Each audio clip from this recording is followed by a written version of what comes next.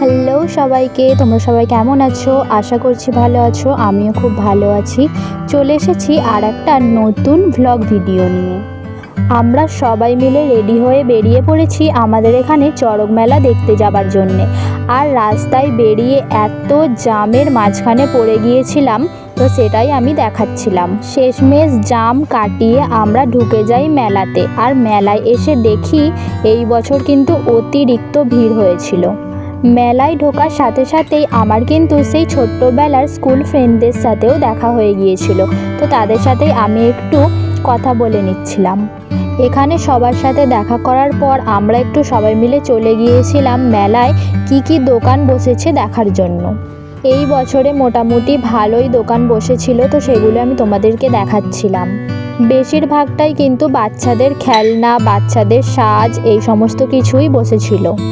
আমরা সবাই মিলে একটু চারিপাশটা ঘুরে দেখছিলাম। তোমরাও কিন্তু কমেন্টে জানাবে তোমাদের ওই দিকে কোথায় কোথায় চড়ক মেলা হলো এই বছর। কিছুটা মেলার দোকান ঘুরে আমরা কিন্তু চলে এসেছিলাম এই নাগরদোলার এই দিকটায়। এসে আমার কিন্তু নাগরদোলার থেকেও বেশিরভাগ এই জিনিসটা পছন্দ হয়েছে। কার কার মিকি মাউসে চাপতে এখনো পর্যন্ত ইচ্ছা হয় কমেন্টে জানাবে। আমার তো ভীষণ ইচ্ছা হয়। আর আমার বান্ধবীদের তো একটাই উদ্দেশ্য ছিল, ওরা চাপবে নাগরদোলায় আর তার সাথে আমাকেও নাকি চাপাবে। কিন্তু আমার তো নাগরদোলা চাপতে ভীষণই ভয় লাগে, তাই আমি ওদের এটাই বলছিলাম যে না, তোরা চাপ, আমি দেখছি নিচে দাঁড়িয়ে দাঁড়িয়ে। তো আমি কিন্তু সেটাই করছিলাম। ওরা উঠেছিল, আমি নিচে দাঁড়িয়ে দাঁড়িয়ে দেখছিলাম। তো এরপর আমরা কিন্তু চলে আসি আরও কিছুটা মেলায় ঘোরার জন্য। এই দিকে এসেও কিন্তু সেম জিনিস আমরা দেখতে পাই। বেশিরভাগটাই বাচ্চাদের জিনিসপত্র পাওয়া যাচ্ছিল, তাই আমরা আর তেমন কিছুই কিনিনি মেলা থেকে।